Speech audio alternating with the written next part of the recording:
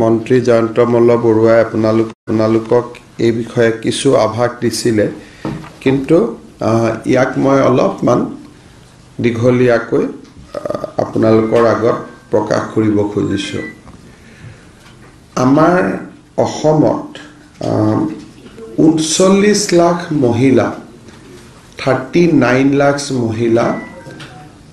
গ্ৰাম্য অঞ্চলত আত্মসহায়ক গোটৰ সৈতে জড়িত আছে আৰু নগৰীয়া অঞ্চলতো প্ৰায় 3 লাখ মহিলা আত্মসহায়ক গোটৰ সৈতে জড়িত আছে। কিন্তু আমি প্ৰথম অৱস্থাত গ্ৰাম্য অঞ্চলত যিসকল মহিলা আত্মসহায়ক গোট আছে তেখেতসকলৰ কাৰণে আমি এটা নতুন আঁচনি আৰম্ভ কৰিব খুজিছোঁ। সেই আঁচনিটোৰ নাম হ'ল মুখ্যমন্ত্ৰীৰ মহিলা উদ্যমিতা আঁচনি। বেচিকেলি মহিলাসকলক এণ্টাৰপ্ৰেনিয়ৰ হিচাপে ডেভেলপ কৰাৰ বাবে ই আমাৰ এক প্ৰচেষ্টা। প্ৰধানমন্ত্ৰী নৰেন্দ্ৰ মোদী ডাঙৰীয়াই আমাক সকলোকে এটা কথা কৈছিলে যে আত্মসহায়ক গোটত থকা মহিলাসকলক লাখপতি বনাব লাগে, আৰু অসমত আমি এই কনচেপ্টটোকে লাখপতি বাইদেউ আমি নাম দিছিলোঁ। আৰু আপোনালোকক জনাবলৈ পাই আমি ভাল পাইছোঁ যে এই 39 লাখ মহিলাৰ 7 লাখ মহিলা অলৰেডি লাখপতি। প্ৰথমতে 2 লাখ আছিল, 3 লাখ আছিল। এই বছৰত আত্মসহায়ক গোটৰ সৈতে জড়িত 7 লাখ মহিলাই বছৰত উপাৰ্জন লাখ টকালৈকে লৈ যাব পাৰিছে, যাৰ কাৰণে আমি তেওঁলোকক লাখপতি বাইদেউ আমি নাম দিছোঁ। কিন্তু এই প্ৰচেষ্টাক আৰু অধিক ক্ষীপ্ৰ যদি আমি কৰিব লাগে,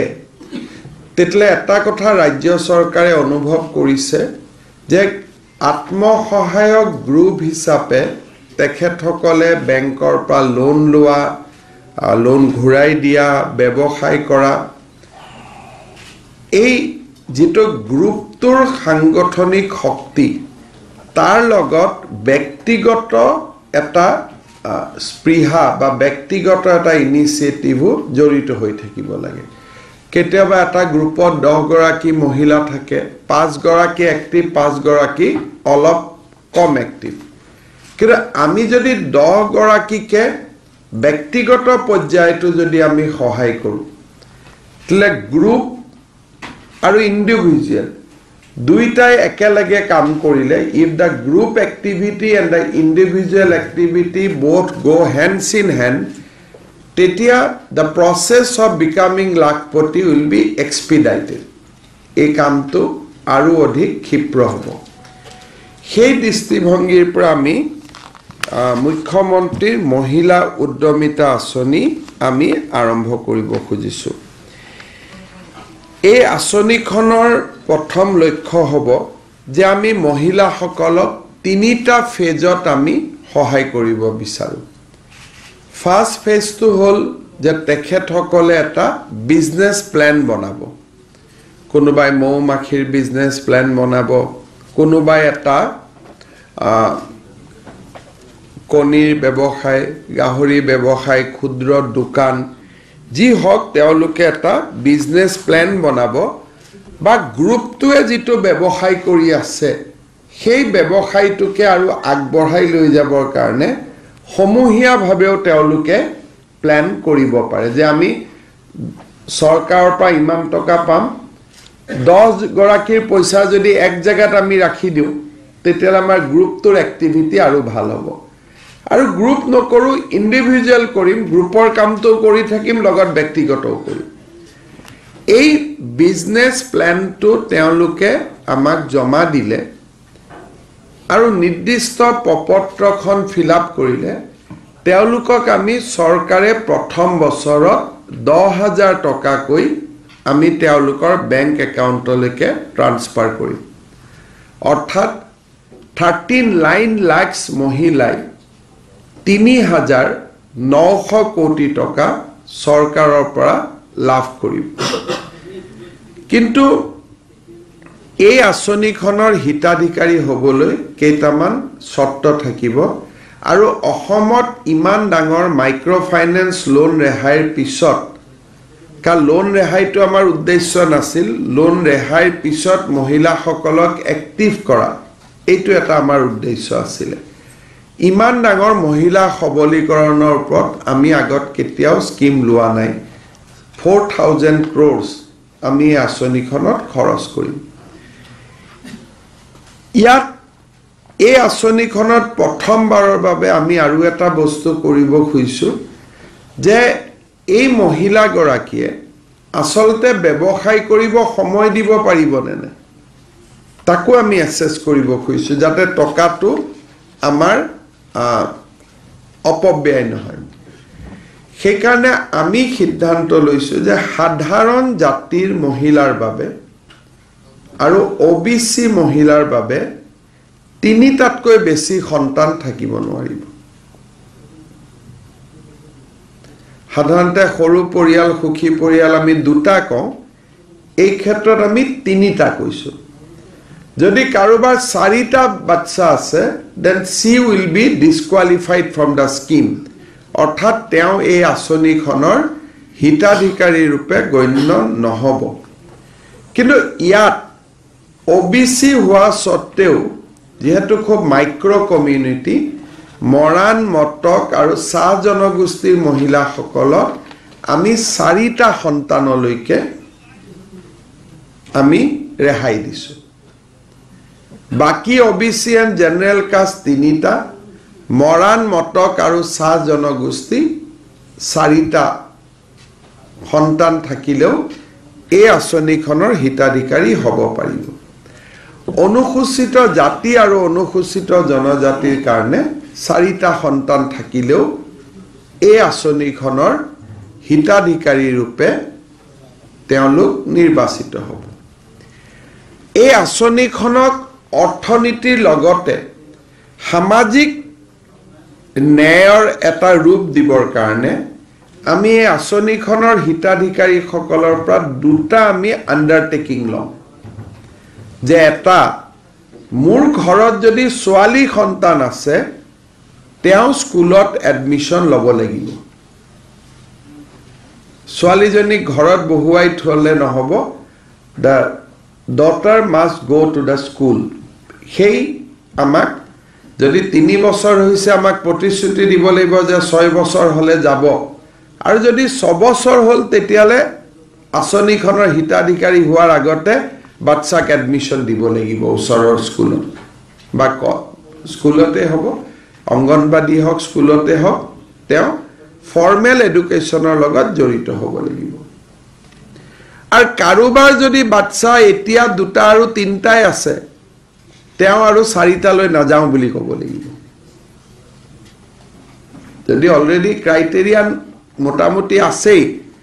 যদি মই জেনাৰেল কাষ্টৰ মোৰ অলৰেডি দুটা বাচ্চা আছে এতিয়া তিনটালৈকে আৰু মই নাযাওঁ বুলি ক'ব লাগিব কিন্তু তিনটা থাকিলে আঁচনিখন পাব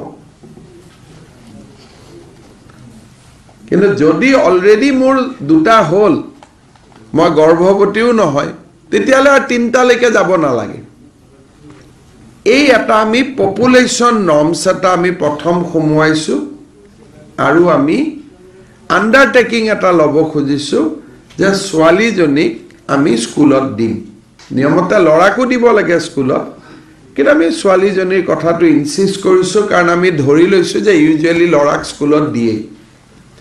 এই দুটা হল তেওঁলোকৰ মানদণ্ড তাৰ বাদে একো মানদণ্ড নালাগে এখন বিজনেস প্ল্যান যিখন আমিয়ে বনাই দিম তেওঁলোকে খালি চুজ কৰিব আৰু পপুলেশ্যন নৰ্মছ এই দুটা ফুলফিল হোৱাৰ লগে লগে তেওঁলোকে প্ৰথম 10,000 টকা চৰকাৰৰ পৰা পাব দ্বিতীয় বছৰত আমি তেওঁলোকক বেংকৰ পৰা 12,500 টকা লোন লুৱাই দিম আৰু চৰকাৰে তেওঁলোকক 12,500 টকা আকৌ দিব তাহলে টোটাল 25,000 প্ৰথম বছৰ চৰকাৰে 10,000 দিব দ্বিতীয় বছৰ বেংকে 12,500 দিব আৰু চৰকাৰে 12,500 দিব বেংকৰটো ঘূৰাই দিব লাগিব চৰকাৰটো ঘূৰাই দিব নালাগে So total 35,000 rupees মহিলা সকলৰ হাতত পৰিব over a period of 3 years. কাৰণ প্ৰথম 10,000 টকা খৰচ কৰি সকলোৱে হয়তো বেংকলৈকে একেবাৰতে যাব নোৱাৰিব, বহুতৰ 10,000 টকাটো মিছ ইউটিলাইজো হ'ব পাৰে।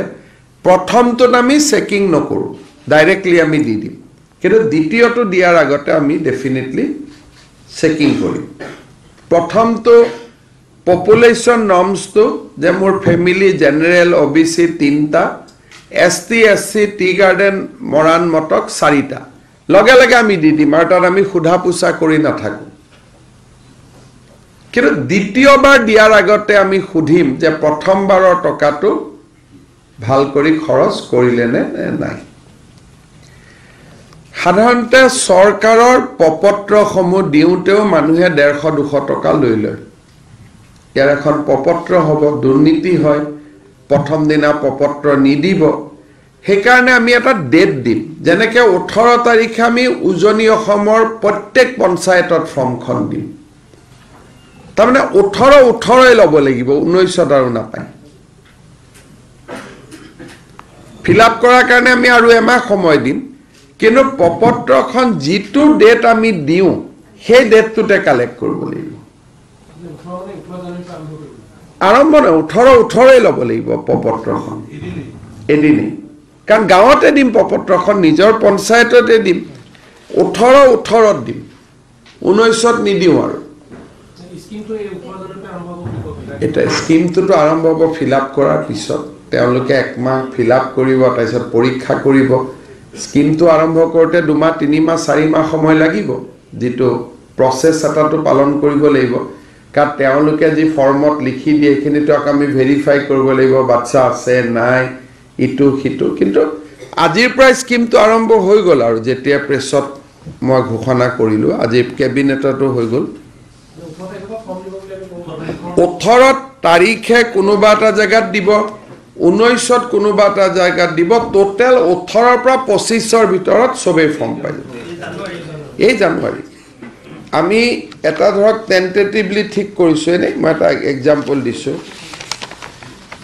যে 18 তাৰিখে আমি ধৰি ল'লোঁ তিনিচুকীয়া, ডিব্ৰুগড়, যোৰহাট, চৰাইদেউ, শিৱসাগৰ দিলোঁ এক্সাম্পল। 5,33,000 মহিলাই সিদিনাখন ফৰ্ম কালেক্ট কৰিব। 19 আমি মাজুলী, লখিমপুৰ, ধেমাজি, কাছাৰ, হাইলাকান্দি, কৰিমগঞ্জ দিলোঁ। সিদিনাখন 6 লাখ মহিলাই ফৰ্ম কালেক্ট কৰিব, কাৰণ আমিতো মেম্বাৰ কিমান আছে জানোৱেই। 20 শোণিতপুৰ, দৰং, নগাঁও, কাৰ্বি আলং, ৱেষ্ট কাৰ্বি আলং, ডিমা হাছাও, গোলাঘাট, বিশ্বনাথ, হোজাই আমি দিলোঁ। সিদিনাখন 10 লাখে যোগাযোগ ল'ব। আৰু 21 কামৰূপ মেট্ৰ, নলবাৰী, বৰপেটা, মৰিগাঁও, গোৱালপাৰা, বজালি 8 লাখে ল'ব। আৰু লাষ্টৰ দিনাখন ধুবুৰী, বঙাইগাঁও, চাউথ চালমাৰা, চিৰাং, কোকৰাঝাৰ, ওদালগুৰি, বাস্কা 9 লাখে ল'ব। তাৰমানে কিন্তু ফৰ্মখন নিজৰ গাঁৱৰ পঞ্চায়ততে ল'ব, ক'তো DC অফিচত আহিব নালাগে, ক'তো আহিব নালাগে, ব্লকত আহিব নালাগে, গাঁৱতেই পাব। কিন্তু একেদিনাই উৎসৱ ধৰণে একদিনাখনেই ফৰ্ম লৈ যাব, নহ'লে আকৌ ফৰ্মখন বিক্ৰী কৰাৰ কাম আৰম্ভ হৈ যায়। অৰিজিনেল ফৰ্ম একেদিনাই আমি একেলগে দি দিম, যাতে পিছত আৰু তই 150 দে, তোক ফৰ্ম দিম, 200 দে ফৰ্ম দিম। আমাৰ গাঁৱত এইটো খুব চলি থাকে। পিছত আমি এনেকৈ এটা দিন দি দিম যে অমুক তাৰিখে চব ৰিটাৰ্ণ কৰিব লাগিব ফৰ্ম। আমি 1 মাহ নহ'লে 45 ডেজ দিম, আমি একেলগে ফৰ্মখিনি লৈ ল'ম। আৰু ফৰ্ম কেনেকৈ ফিল আপ কৰিব লাগে, স্কিমটো কি, ইয়াৰ ওপৰত গাঁৱত উইদিন দিছ 1 মান্থ আমি ট্ৰেইনিঙো কৰিম। 18 জানুৱাৰীৰ পৰা 18 ফেব্ৰুৱাৰীলৈকে বা 20 জানুৱাৰীৰ পৰা 20 ফেব্ৰুৱাৰীলৈকে গাঁৱত ট্ৰেইনিং হ'ব, ৱৰ্কশ্বপ হ'ব, মহিলাসকলক আমি এই কথাখিনি ক'ম। ইয়াৰ ভিতৰত আৰু এটা সৰু কণ্ডিশ্যন থাকিব যে অমৃত বৃক্ষ আন্দোলনৰ সময়ত লগোৱা গছপুলি 2টা ডাঙৰ হৈছে নে নাই। যদি কাৰোবাৰ পুলি মৰি গৈছে তেওঁ পইচা নাপাব, কাৰণ আমি এইটো কণ্ডিশ্যনতে 2ডাল গছ ৰুব দিছিলোঁ। গছ 2ডাল যদি মৰি গ'ল এতিয়াই লগে লগে লগাব লাগিব, আজিৰ পৰা লগালে 1 মাহত ডাঙৰ হ'ব আৰু, কিন্তু নহ'লে গছ 2ডাল আমি চামেই। একদম চফ্ট কণ্ডিশ্যন, ইমান ধুনীয়া কণ্ডিশ্যন, যে মোৰ ছোৱালীজনীক স্কুলত পঠাম এইটোতো ছোৱালীজনীৰ কাৰণে লাভ গছ দুডাল ডাঙৰ হ'ব লাগিব অগৰ গছ দিছো ডাঙৰ হলে তেওঁৰে ইনকাম হ'ব আৰু থাৰ্ড দিছো যে বাচ্চা তিনটাতকৈ আৰু জন্ম নিদিব হেতুটো কোনো বেয়া কথা নহয় বা ST SC হলে চাৰিটাতকৈ জন্ম নিদিব ইমানটোই এইখিনি হলে তেওঁ ইলিজিবল হৈ গল প্ৰথমবাৰ 10,000 টকা পোৱাটো একদম ইজি কিন্তু দ্বিতীয়বাৰ আমি ব্যৱসায় কৰিছে না নাই চাম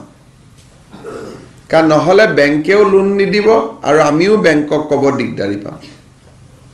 দ্বিতীয়বাৰ অলপ ডেফিনেটলি টান হ'ব ফাৰ্স্ট টাইম ইজি হ'ব সো টোটাল বেনিফিচিয়াৰী 39 লাখ হ'ব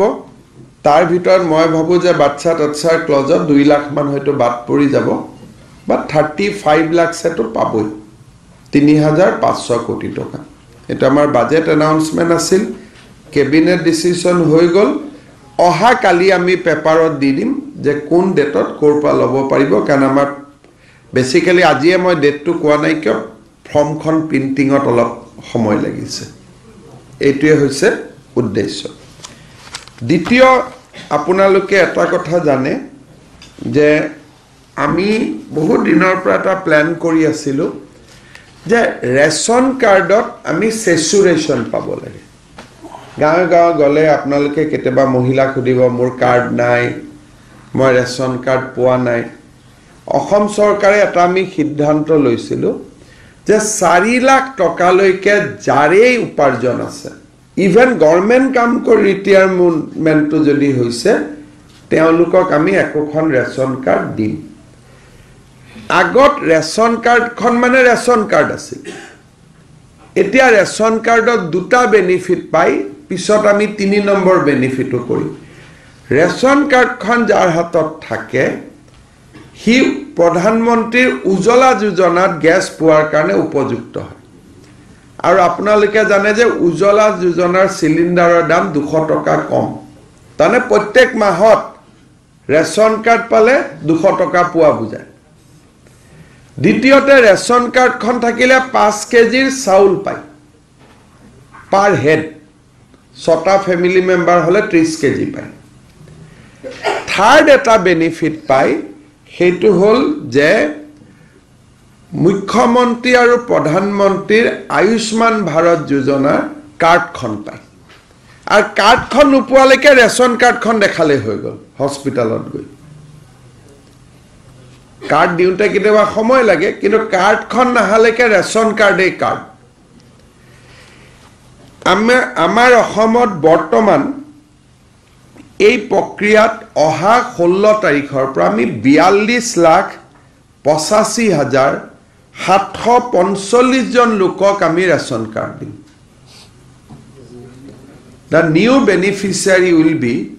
42,85,745 কিন্তু কাৰ্ড কম হ'ব কাৰণ এখন কাৰ্ডত 4 জনৰো নাম থাকে কাৰ্ড হিচাপত যদি চাই 10,73,479 ব্যক্তি হিচাপত চালে 42,85,745 এই ডাটাটো এটা ভাল কথাও কয় 10 লাখ ঘৰ 40 লাখ মানুহ তাৰমানে লাহে লাহে অসমত যে পপুলেশনটো ষ্টেবিলাইজ হৈছে ই এটা বহুত ডাঙৰ ইন্ডিকেট কৰে ইয়াত বহুত মুসলিম মানুহ আছে সৰৰ মানুহ আছে আগতে কি আছিল 10 লাখ ঘৰ বুলি কলে পপুলেশন 60 লাখ মান দেখুৱায় এতিয়া 10 লাখ ঘৰত পপুলেশন 40 লাখ দেখুৱাই আছে তাৰমানে অসমখন যে আগবাঢ়িছে লাহে লাহে ইউ এটা ইন্ডিকেট কৰে এটো এই বছৰৰ ডাটা আমি 10 লাখ মানুহৰ নাম আনিলো মানে কাৰ ৰেশন কাৰ্ড নাই 10 লাখ ফ্যামিলিয়ে হাত দাঙিলে 10 লাখ ফ্যামিলিত মই ভাবিছিলো জনসংখ্যা 60 লাখ হ'ব জনসংখ্যা হল 42 লাখ আৰু ফ্যামিলি কিমান 10,73,000 তাৰমানে লাহে লাহে কৰবাত নহয় কৰবাত অলপ অসমখন ষ্টেবিলাইজ হ'ব আৰম্ভ কৰিছে এটো এটা অতিৰিক্ত ডাটা ইয়াৰ ভিতৰত আমি প্ৰত্যেক সমষ্টিতে এই কাৰ্ডবিলাক আমাৰ মন্ত্ৰীসকলে গৈ নিজে হাতে হাতে তুলি দিব নহলে আকৌ তাতে 150-200 টকা লোৱাৰ এটা ব্যৱস্থা আছে আমাৰ মানুহে দুৰ্ভাগ্যজনকভাৱে তো 16 তাৰিখৰ পৰা এই আঁচনিৰ কাম আমি আৰম্ভ কৰিম 16 জানুৱাৰী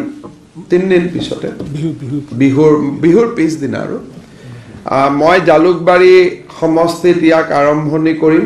ৰঞ্জিত দাস ডাঙৰীয়াই সিদিনাখনে বজালি আৰু মন্দিয়াত যাব অতুল বৰাই বোকাখাটত যাব ইউজি ব্ৰহ্মই বাক্সাত থাকিব চন্দ্ৰমোহন পাটোৱাৰী তিহুত যাব পৰিমল শুক্লবৈদ্য ঢোলাইত থাকিব কেশৱ মহন্ত কলিয়াবৰ ৰণোজ পেগু ধেমাজি চিচি বৰগাঁও তেওঁ আগবেলা পিছবেলা কৰিব অশোক সিংহাল মঙলদৈ যোগেন মহান মাহমৰা সঞ্জয় কিষাণ আগবেলা পিছবেলা কৰিব তিনচুকীয়া আৰু মাকুম অজন্তা নেওগে আগবেলা পিছবেলা কৰিব সৰুপথাৰ আৰু গোলাঘাট পীযুষ হাজৰিকাই 16 তাৰিখে নকৰে বিমল বৰাই সামুগুৰিত কৰিব জয়ন্ত মল্ল বৰুৱাই নলবাৰীত কৰিব নন্দিতা গাৰ্লুচাই বৰপেটা আৰু পাকা বেদবাৰীত কৰিব পিছবেলা আগবেলা প্ৰমোদ বৰুৱে কোকৰাঝাৰ দতমাত কৰিব এই ধৰণে আমাৰ গোটেই অসমত 16ৰ পৰা এই কাৰ্ডখিনি দিয়া আমি আৰম্ভ কৰিম 25 তাৰিখে আমি শেষ কৰি দিম আৰু মন্ত্ৰীয়ে নিজে গৈ হাতে হাতে কাৰ্ডখিনি দি দিব যাতে মাজত কোনো মধ্যভোগী সোমাব নোৱাৰে আৰু 25ৰ পৰা 30 মাহৰ 30 তাৰিখৰ ভিতৰত তেওঁলোকে এইবাৰৰ চাউলটো লৈ ল'ব পাৰিব চাউল অলৰেডি আমি দোকানত মজুত কৰি পেলাইছো চাউল ৰেডি হৈ আছে তেওঁলোকে গৈ চাউলটো ল'ব পাৰিব আৰু কাৰ্ডখন পোৱাৰ দিনাখনৰ পৰাই মেডিকেলত কিবা গলে 5 লাখ টকাৰ কাম আৰম্ভ হৈ যাব মেডিকেলৰ আয়ুষ্মানৰ কাৰ্ডখন পাওক না পাওক কম্পিউটাৰ নামটো উঠি যাব গতিকে এইখন কাৰ্ড দেখুৱালে হ'ব আৰু উজ্জ্বলাৰ কাৰণেও আমি ডিসি সকলৰ জৰিয়তে তেওঁলোকৰ ওচৰত আমি ফৰ্ম পঠিয়াম নেক্সট আমাৰ এটো মুখ 3-4 বছৰ লাগিব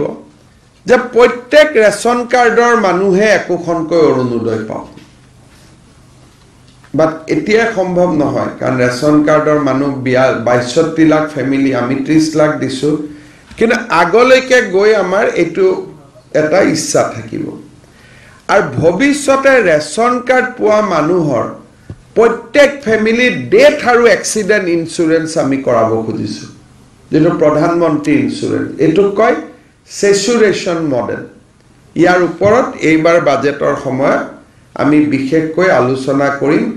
how we can bring saturation in regard to PM Garib Kalyan in regard to Ayushman Bharat in regards to PM insurance scheme and in regard to Orunodoy aru parile krishok honmanu jodi manu kejon krishok hoy so Assam will work for a big saturation model in 2024-25 which will dwell in our next budget আমি এটা গৰীব কল্যাণৰ দিশত এটা ডাঙৰ পদক্ষেপ লব খুজিছো সো আজি মই আপোনালোকক এই দুটা আঁচনিৰ বিষয়ে খবৰ কাৰণে মাতিছিলো যে মহিলা উদ্যমিতা it's a big scheme আমি 4000 টকাৰ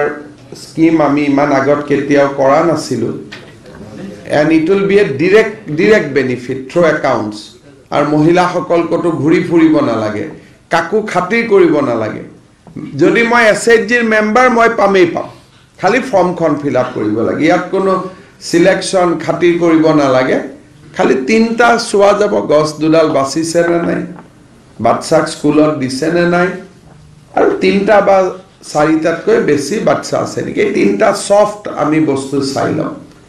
অবশ্যে দ্বিতীয় ইনস্টলমেন্টটো দিয়াৰ আগতে আমি পইচাখিনি ভাল কামত ব্যৱহাৰ হৈছে না ডেফিনেটলি আমি চাম গছপুলি তালকে ফটো দি থৈ দিছে নহয় তেওঁলোকে প্ৰত্যেক গৰাকী মহিলাই নিজে ফটো তুলি নিজৰ ঘৰৰ লোকেশন দি তেওঁলোকে ফটো আপলোড কৰি পোৰ্টেলত অলৰেডি দি দিছে আৰু সকলোৱে লগাইছে এক মিনিট এক মিনিট দিগজলি Bikash Existing, how much we have this ration card total? Total ration card holders as of now in Assam, if you, I mean, before this, Samal Sahab, current beneficiary kiman?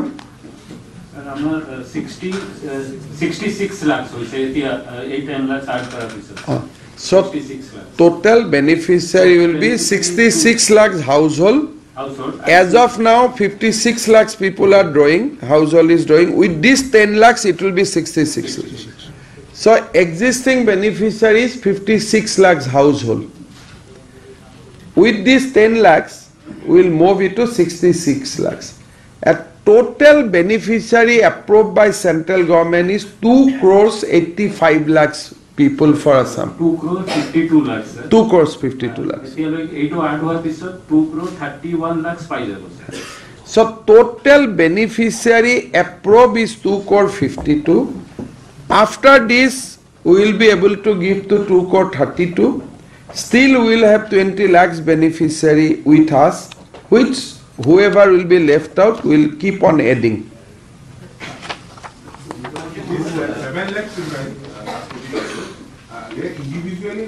Individually. Ekka 7 lakh বাইদেউ to individually লাখপতি. এতিয়ালৈকে 39 লাখ বাইদেউৰ 7 লাখ বাইদেউ ব্যক্তিগতভাৱে লাখপতি আৰু group মতে 10 লাখ প্ৰতি. This data is up to 31st December, but it must have increased now because every year we keep on following. লাখপতি যদি আপোনালোকক মই গোটেই মেম্বাৰখিনিৰ ডেটা এটা কৈ দিওঁ যে এতিয়া আমাৰ 2021-22 লাষ্ট ডাটা 6,98,114 লাখপতি বাইদেউ আৰু টোটেল মেম্বাৰৰ কহুত যিটো আছে তাৰ এইটো 21-22 আমাৰ মেম্বাৰ আছিলে 30 lakh 28.69 lakhs. So total member this is 24%. এতিয়া 23 লৈকে আমি ডাটাটো আপলোড কৰি আছো আৰু আমাৰ বাঢ়িব প্ল্যানটো আমিয়ে বনাই দিম তেওঁলোকে চুজ কৰিব লাগিব আমি বনাইছো অলৰেডি যেনে আমি দুগ্ধ ব্যৱসায় বয়লাৰ বটা চৰাই গাহৰি প্ৰজনন মীন পালন ফলমূল খেতি কৃষি উৎপাদন এনেকৈ আমি বনাই দি দিছো গতিকে আমাৰ এনেকুৱা business plan 100 total business plan কেতনা 145 খুব আমি যোৱা এপ্ৰিলত বাজেট হৈছিল আমি যথেষ্ট কথা বতৰা কৰি ভাল কৰি বনাইছো 145 আৰু মই ভাবো ইয়াৰে 20 লাখে ব্যৱসায় কৰি দিব তেটা নেক্সট বছৰ they will get 25 lakhs next বছৰ নহয় within 3 years so মুখ্যমন্ত্ৰী মহোদয় সম্ভৱত অসমতে প্ৰথম ষ্টেজ হ'ব য'ত 39 লাখ মহিলা একেলগে তেওঁলোকক অল অসমে এনেকুৱা এখন ৰাজ্য হ'ব ইমান দিনে সকলো ষ্টেট গভৰ্ণমেণ্টে গ্ৰুপটো সহায় কৰে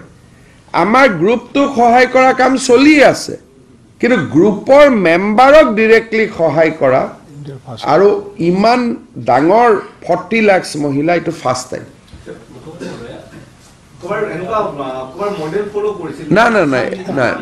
না এটো যেহেতু প্ৰধানমন্ত্ৰী যেটো আমাক নিৰ্দেশ আছিল যে ব্যক্তিগতভাৱে লাখপতি কৰা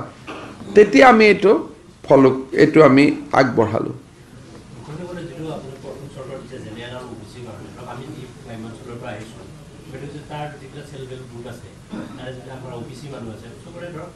সাইডাতে বেশি সন্তান আছে আমি যদি সাব হই যাবে যথেষ্ট পৰিমাণৰ মহিলা বাদ পৰিব অলপ বাদ পৰিব মই কলো না 5 লাখ মহিলা বাদ পৰিব 39 লাখ গুটেখিনি আপুনি যদি এটা মহিলাৰ 4টা সন্তান থাকে তেওঁ টকাটো খৰচ কৰিব সময় ক'ত পাব ব্যৱসায় কৰিব সময় ক'ত পাব তেওঁটো বাচ্চাৰ পঢ়া শুনাক লৈ ব্যস্ত থাকিব লাগিব গতিকে আমি মাতৃ শক্তিটোক সন্মান জনাব লাগিব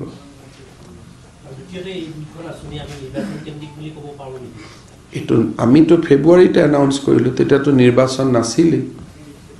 আৰু মইতো নিৰ্বাচনৰ আগতে এনেকুৱা আঁচনি কৰি ভালেই পাওঁ যে নিৰ্বাচন কেন্দ্ৰিক হ'লেনো কি অসুবিধা আছে বেনিফিটটোহে হ'ব লাগে মানুহৰ নিৰ্বাচনৰ পিছততো থাকি যায় আঁচনিটো 18 পৰা 25 মই নাজানো আমাৰতো এইবিলাকটোতো এতিয়া আমি এইবিলাক আঁচনি আমাৰ যোৱা 1 বছৰৰ পৰিকল্পনা তাৰিখ কেইটাৰ লগত কি আছে তাৰিখ কেনেকৈ যাব অসমত মানুহ আছে 3.5 কোটি অসমৰ জনসংখ্যা হ'ল 3.60 লাখ ফৰ্ম ল'ব যাব 39 লাখ আৰু ফৰ্মখন লৈতো দিনটো ব্যস্ত নাথাকে ঘৰৰ পৰা পঞ্চায়তৰ পিছত ফৰ্মখন ল'ব যাওঁতে 2 মিনিটহে লাগিব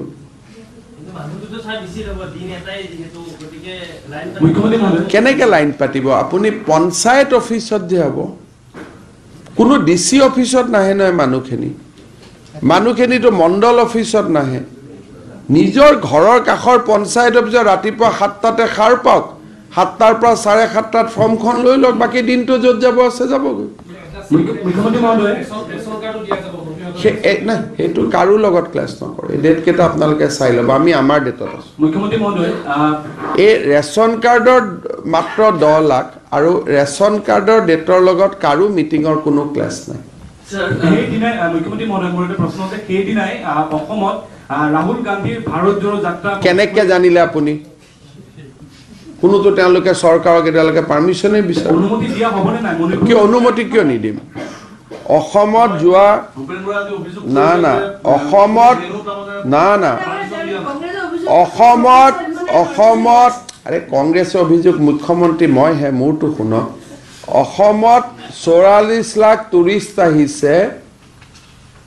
2022ত 2023তো অসমৰ যেটো টুৰিষ্ট আহিছে 67 প্লাস 16 কিমান হ'ব 67 লাখ 16,000 আৰু হা 60,000 তো আমাৰ 23 চনতো এতিয়ালৈকে এটোতো ডাটা আপডেট নহয় 70 লাখ টুৰিষ্ট আহিছে আৰু যদি কেইজনমান টুৰিষ্ট আহে এটোতো অসমে ভালে পাব লাগে তাত সংঘাত ক'ত আছে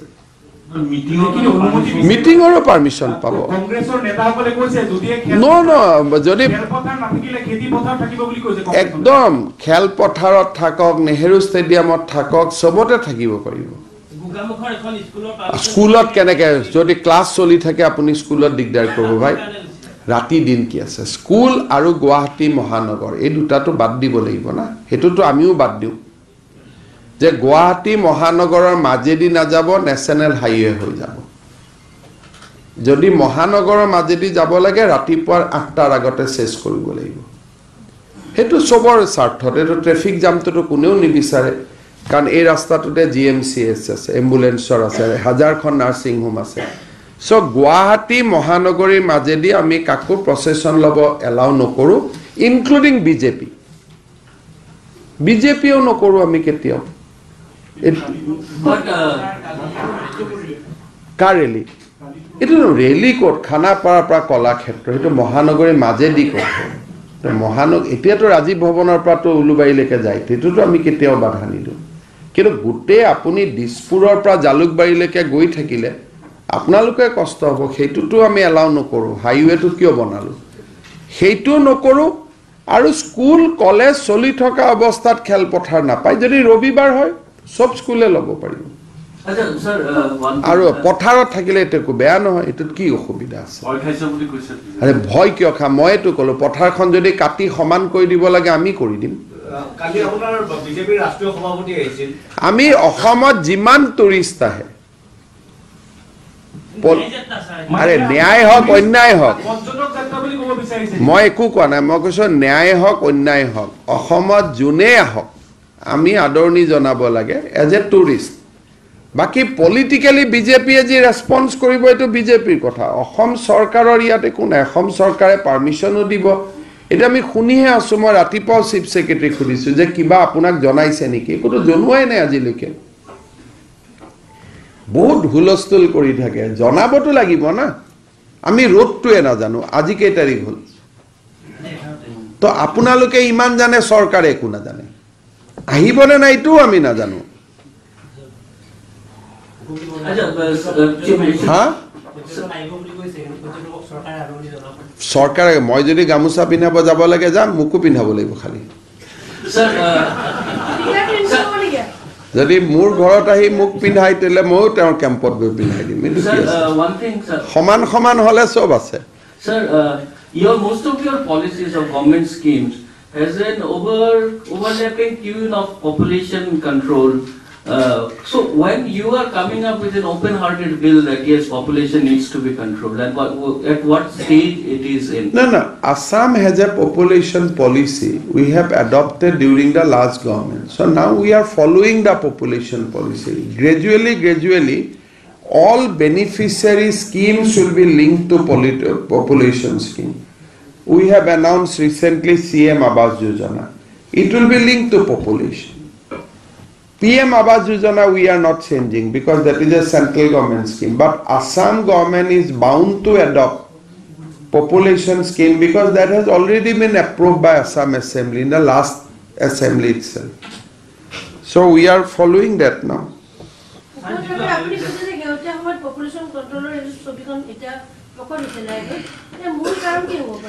Child marriage বন্ধ polygamy কমিছে অসমত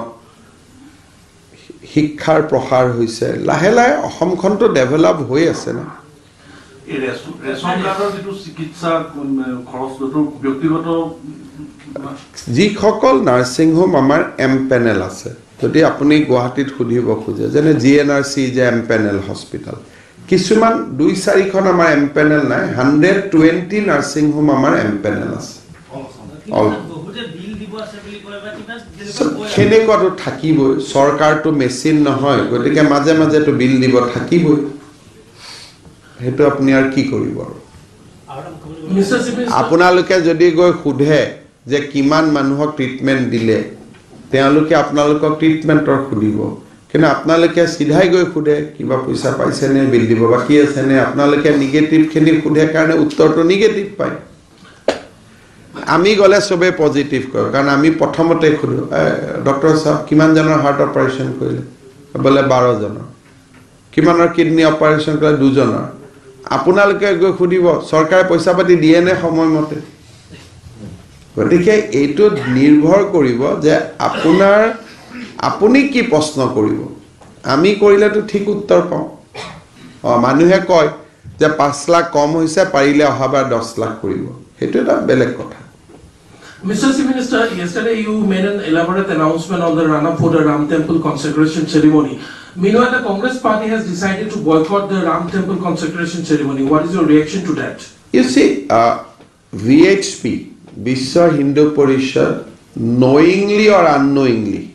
I don't know whether it was a deliberate or non-deliberate, they have given a golden opportunity to Congress leadership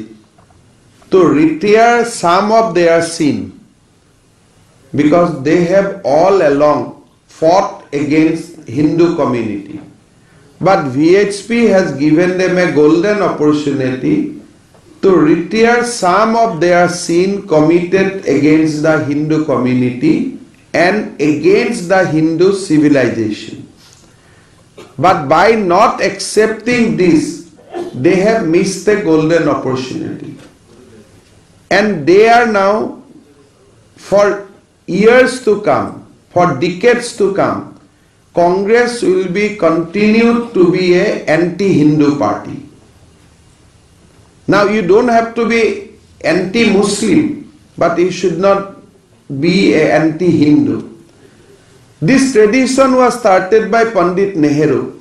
when he boycotted Somnath temple function. And the same tradition is continuing by the present generation of the Congress. In my view, they should not have been invited at all. But VHP has given them a golden opportunity to retire or atone some of their sins. But they missed the bus again. I am feeling pity and sad for them. Next, Sadiq Bas. কালি আপোনালোকে কৈছিলে যে মাজুলী বৰপেটা আৰু বৰদোৱা এবাৰ বাজেটত পাব যে মাজুলী বৰপেটা আৰু Bordowa will be a protected belt যেনেকৈ ট্ৰাইবেল বেল্ট এণ্ড ব্লক হয় that will be declared as a protected belt তাতে মাটি বাৰী কিনাত ৰেষ্ট্ৰিকশ্যন আহিব মাজুলীটো কমপ্লিট নোৱাৰিবই নন মাজুলীৰ মানুহে গতিকে এনেকুৱা বিভিন্ন ধৰণৰ আপোনালোকে বাজেটত গোটেই বস্তুখিনি দেখা পাব মুখ্যমন্ত্ৰী মহোদয় কালি ৰাষ্ট্ৰীয় সভাপতি আহিছিল আৰু ধৰক লোকসভা ইলেকশ্যনো আহি আছে তো এতিয়া যেটো আপুনি সিটৰ ক্ষেত্ৰত কৈছিল 11.5 আহিল নাই বাঢ়া নাই 11.5 যদি টুৰিষ্ট বিলাক পাৰ হৈ যোৱাৰ পিছত বাঢ়ে মই ক'ব নোৱাৰো আৰু আপোনাৰ আৰু এইটো লৈ পেলাই কংগ্ৰেছে ড্ৰামা কৰিব নালাগে আমি ফুললি যদি কয় ডিসিক ৰিকুৱেষ্ট কৰে যে পথাৰখন সাফ সুফ কৰি দিব লাগে আমিয়ে সাফ সুফ কৰি দিম সেইবিলাকত আমাৰ কোনো মানুহ পিঠা পনা খাব ৰাম মন্দিৰ চাব হলো ইয়াতে ভাওনা কৰিব আহিলে কোন ভাওনাত যাব এনেওতো কোনো ভাওনাত নাযায় The 4,000 crore you're saying it has been factored in your budget? Yes, it was announced last year. We have not fully factored it this year. We thought that we'll release it it will be maybe this year 2000, April 2000 like that. So it was a budget announcement, so it has been factored. The budget session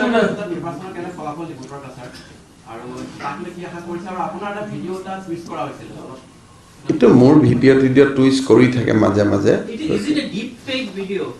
It was police is now inquiring. I think you'll be able to get some response from police, but it was a 3 minutes bite. They converted it to 30 seconds by putting word from here and there. Not Kasar, I think we should get 20-21 খনৰ ওপৰত আমি পাই যাম আৰু আমি G পাও না পাও এটা কথা কংগ্ৰেছে যে এখনো না পায় হেতু guarantee Sir, yesterday you have told that the Assam will wait for that day to become the South state after the Uttarakhand and the Gujarat. Uttarakhand and Gujarat will bring UCC first and Assam will follow them with some new addition to that bill like Assam model. But I am waiting to see the bill of Uttarakhand, and once Uttarakhand bill is done, we will bring the same bill, but there will be considering that we are working against child marriage, we are working against polygamy. So there will be some Assam's innovation into the bill. But of course in Assam bill, we will exempt tribal community from the ambit of the UCC. Can we expect the ban on polygamy bill by in February we are working very hard. UCC will be in 2024 only.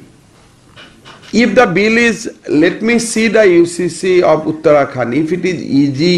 public consultation can happen in 2 to 3 months. I will be fast. But if it is little bit complicated, then we have to talk among ourselves. So it will be depend how the bill of Uttarakhand and Gujarat will be, but definitely Assam will be the third state.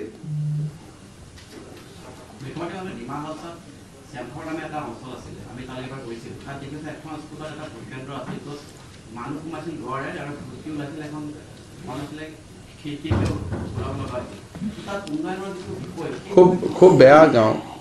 খুব বেয়া অৱস্থা এটা ঠিক কৰিব লাগিব মই গৈ আহিছো এটা ভাল কৰিম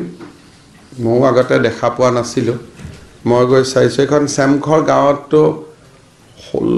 16 বছৰতে ছোৱালী বিলাক দুটা তিনটাতকৈও বেছি মা হৈ যায় অৱস্থাটো 12-13 বছৰ বিয়া হয় মই দেখি আইছো আপোনাৰ যেটো অধ্যয়ন এটো মোৰো অধ্যয়ন ইলেকশনৰ পিছত লাগিব লাগিব তাতে Mr. Chief Minister, in Karbi Anglong you talked about the Ramayan traditions. How significant is the 22 January inauguration of Ram Temple for Assam, because you have highlighted that in Karbi Anglong as well? You see, if you go by the history, that first Ramayan in prose was done by a Assamese person, as you know the history, and right from the Ramayana's age, Assam has a deep link with the civilizational situation of that point of time. So, Pran Pratishtha of Ram is an important civilizational landmark for the entire country. We do not want to celebrate the moment in a manner to disturb or to give little bit of bad feelings to the other community. In Assam, we want to celebrate that historic moment along with our Muslim and Christian brothers. So we do not want to symbolize that day something like as if we have, we'll not do that with negativity in mind. We'll celebrate 22nd with lot of positivity in mind. মুখ্যমন্ত্ৰী মহোদয় বিশেষ প্ৰশ্ন এটা আপোনাক কৰিব বিচাৰিছো আৰু আপোনাক দৃষ্টি আকৰ্ষণ কৰিব বিচাৰিছো বিশেষকৈ অনাৰী ডিগ্ৰী লোৱা বা অনাৰী ডক্টৰেট ডিগ্ৰী লোৱা লোকৰ সংখ্যা অসমত যথেষ্ট বেছি হৈছে কিন্তু বৌদ্ধিক জগতত ধৰক ইমান কষ্ট কৰাৰ পাছতে ডক্টৰেট ডিগ্ৰী লাভ কৰে কিন্তু যিসকল অনাৰী ডিগ্ৰী পাইছে তেওঁলোকৰ কিবা তালিকা আছে নেকি কাৰণ বৌদ্ধিক জগতত ইয়াতে অকণমান সমস্যা আছে আমাৰ কিছুমান বিশ্ববিদ্যালয় আমি জানো অবৈধ এদিনো নোযোৱাকৈ ডক্টৰেট ডিগ্ৰী পাইছে কিন্তু তেওঁলোকৰ কিছুমান কোৰ্স ইউজিচিৰ পৰা ৰিকগনাইজ তাৰ এডভান্টেজ লৈ তেওঁলোকে নন ৰিকগনাইজ কোৰ্স খিনিও ৰিকগনাইজ বুলি দেখুৱাব খোজে সেইকাৰণে ইয়াৰ ওপৰত এটা চিন্তন মন্থন চলি আছে আৰু খুব সোনকালে আমি ভাল মানে এটা লাৰ্জ নাম্বাৰ অফ মানুহৰ এগেইনষ্টত আমি একচন লম It is on the motion. Basically, আপোনালোকে জানে কিছুমান ইউনিভাৰ্সিটি আছে এটা সাবজেক্ট ইউজিচিৰ পৰা এপ্ৰুভ আছে সাপোজ কেমিষ্ট্ৰি নামটো আহি যায় ইউজিচি ৰিকগনাইজ ইউনিভাৰ্সিটি বুলি আৰু গুটেই নন ৰিকগনাইজ সাবজেক্ট বিলাকত ডিগ্ৰী দি দিয়ে পিএইচডি দি দিয়ে এইবিলাকৰ ওপৰত আমি ব্যৱস্থা লৈ আছো আৰু লম অধ্যয়ন নকৰাকৈ যিসকল অনাৰী কৰি আছে মই কলো না আমাৰটো অসমত অধ্যয়ন নকৰাকৈ ডিগ্ৰী লোৱা মানুহৰ সংখ্যাটো যথেষ্ট বেছি আৰু আমি একচন লোৱাৰ পথত আগবাঢ়ি আছো মানে আপুনি নিজে ডক্টৰেট পিএইচডি কিমান কষ্ট কৰি আপুনি নিজে পিএইচডি পাইছে আপুনিও জানে আৰু যিসকলে পঢ়াই না বিএ পাছ নকৰাকৈ অনাৰী ডিগ্ৰী পাই নামৰ আগত ডক্টৰ লিখাই আজি এটা সমাজত বৈদিক সমাজত এই বিষয়টোক লৈ এটা আলোচনা হৈছে কেনে আপোনাক এটো এটা মানে একচুয়ালি বহুত মানুহে এটো কথা নাজানে যে জুনে ইউনিভাৰ্সিটিৰ পৰা ডক্টৰেট ডিগ্ৰী নলয় অনাৰেৰী ডিগ্ৰী পালে সন্মুখত ডক্টৰ ইউজুৱেলি মানুহজনে নিজেও নিলিখে এতিয়া যেনেকৈ নীতিন গাডকাৰী জি কেইদিনমান আগতে তেখেতক ডাউনটাউন ইউনিভাৰ্সিটিয়ে ডক্টৰেট ডিগ্ৰী দিছে কিন্তু তেওঁ নামৰ আগত ডক্টৰ নীতিন গাডকাৰী নিলিখে যেনেকৈ আমাৰ ভাৰতৰ উপৰাষ্ট্ৰপতি আছিলে আমাৰ ভেংকয়া নাইডু তেওঁ অনাৰেৰী ডক্টৰেট পাইছিলে গতিকে মই তেওঁৰ নামৰ আগত ডক্টৰেট লিখি দিলো তেখেত এবাৰ আহোতে পিছত মোক কৈ তেওঁ ডক্টৰেটটো নামটো তেওঁ গুছুৱাইছে তেওঁ মিটিঙতে কৈছে যে মই ডক্টৰেট নহয় এটো এটা সন্মান হিচাপে দিয়া হয় you have not earn that degree so usually আগত গোল্ডেন ৰুলটো আছিলে যে সন্মান হিচাপে ঘৰত সাৰ্টিফিকেটখন থাকিব কিন্তু নামৰ আগত মই নিলিখো হেটো এটা ফলো কৰিছিলে বা এতিয়াও বহুত মানুহে ফলো কৰে কিন্তু যদি ৰিকগনাইজ ইউনিভাৰ্সিটিয়ে কাৰোবাক সন্মানজনক ডক্টৰেট দিয়ে কি কন্ডিশনৰ ডক্টৰেট দিছে এটো ইউনিভাৰ্সিটিখনে ঠিক কৰি দিয়ে যে আপুনি লিখিব নিলিখিব যেনেকৈ পদ্মশ্ৰী পালে আগত আপুনি পদ্মশ্ৰী বুলি লিখিব নোৱাৰে বহুত মানুহে লিখি দিয়ে যে পদ্মশ্ৰী অমুক but you cannot use the title before your name মই পদ্ম বিভূষণ অমুক বুলি আপুনি ক'ব নোৱাৰে কথা কওঁতে ক'ব যে হিমন্ত বিশ্ব শৰ্মা তেখেত ভাৰত চৰকাৰে তেখেতক পদ্মশ্ৰীও সন্মানিত কৰিছে কিন্তু পদ্মশ্ৰী হিমন্ত বিশ্ব শৰ্মা বুলি মই যিমান দূৰ জানো লিখিব নোৱাৰে in our constitution using of titles is banned গতিকে এইবিলাক আছে ইন্টেলেকচুৱেল ডিবেট এটো আমাৰ আৰু আমি আৰু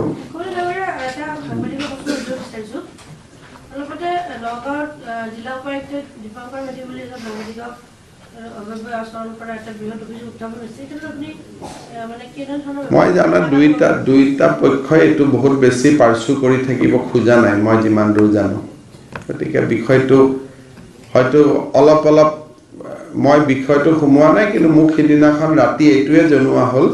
যে সাংবাদিকজনকো এৰি দিব লাগে আৰু মেটাৰটো তাতে হিমানতে সমাপ্ত হ'ব লাগে গতিকে তেনেকৈ সমাপ্ত হৈ গ'ল আৰু যদি কোনোবাই অভিযোগ দিয়ে আকৌ চাব লাগিব স্যাৰ মই এটা কথা ক'ব খুজিছো মানে আপুনি সাংবাদিকবিলাকক মৰম কৰে আমি এইটো আপোনাৰ ৰিকুৱেষ্ট সাংবাদিক সন্মানটো যাতে সুৰক্ষা থাকে অলপ চাব এই কথাটো অকণমান চাই ল'ব আজিকালি সাংবাদিক দুবিধ হৈছে মই বুজিছোঁ প্ৰপাৰ সাংবাদিকৰ কোনো বহুত প্ৰব্লেম নাই কিন্তু আজিকালি ইমান সাংবাদিক হৈছে আগতে এখন সাংবাদিক মেলত 10 জন এতিয়া 150 200 গাঁৱত গ'লে হেৰিত গ'লে সবে এনেকৈ পকেটৰ পৰা এটা উলিয়াই দিয়ে গতিকে এই বস্তুটোৰ সাংবাদিকৰ চৰকাৰৰ কাৰণে অশান্তি হোৱা নাই সাংবাদিকৰ অসুবিধা যদি হৈছে তথাকথিত সাংবাদিকৰ পৰাই অশান্তি হৈছে সেইকাৰণে এই বস্তুটোৰ ওপৰত আপোনালোকে অলপমান মই ভাবো যে ডিপাৰ্টমেণ্টৰ লগত কথা পাতি যে কিছুমান ষ্টেণ্ডাৰ্ড যদি কৰি নলয় কেতিয়াবা সাংবাদিক কোনোবা এনেকুৱা সাংবাদিকে বেয়া কাম কৰিব গোটেই সাংবাদিক সমাজখনৰ বদনাম হ'ব এইটো ক্ষেত্ৰত আপোনালোকে অলপ আমাকো গাইডেন্স দিব লাগে যে কাক সাংবাদিক বুলি ধৰিব লাগে কাক সাংবাদিক বুলি ধৰিব নালাগে কাৰণ বহুত ধৰিব নালাগে সাংবাদিকো আজিকালি আছে ইয়াৰ কামটোৱে অকল হেইটোৱে ঘটনা গতিকে এইটো ক্ষেত্ৰত মই ভাবো যে অলপ আপোনালোকেও চৰকাৰৰ লগত আলোচনা কৰিব লাগে কৰি কিছু অন্তত লাগাম থাকিব লাগে নহলে সুস্থ সাংবাদিকখিনিৰ সমস্যা হৈ যায় এইটো ক্ষেত্ৰত মোৰ বিষয় নহয় কিন্তু এইটো মই ভাবো যে আপোনালোকৰ কাৰণে এইটো এটা ইম্পৰ্টেন্ট বিষয় বহুত বহুত ধন্যবাদ চাৰিদিন পূৰ্বে মণিপুৰৰ মুখ্যমন্ত্ৰী আহি আপোনাক সাক্ষাৎ কৰিছিল আৰু মণিপুৰৰ ধৰক কিছু চিন্তা হৈছে এতিয়া মণিপুৰৰ কিছু পুলিচ বেটেলিয়নত তাতে ট্ৰেইনিং কৰাৰ পৰিবেশ নাই কাৰণে মণিপুৰ পুলিচৰ নতুন বেটেলিয়ন এটাক দেৰগাঁৱত প্ৰশিক্ষণ হ'ব সো মণিপুৰৰ মুখ্যমন্ত্ৰীয়ে মোক এইটোকে ৰিকুৱেষ্ট কৰিব আহিছিল যে মণিপুৰ বেটেলিয়নৰ ট্ৰেইনিংটো যাতে আমি অসমত ধুনীয়াকৈ কৰি দিওঁ গতিকে এইটো কমপ্লিটলি এটা অফিচিয়েল ডিছকাশ্যন আছিল it was not a political but দুজন পলিটিচিয়ান লগ পালেতো পলিটিক্সৰ কথা পাতে দ্যাটছ এ ডিফাৰেণ্ট থিং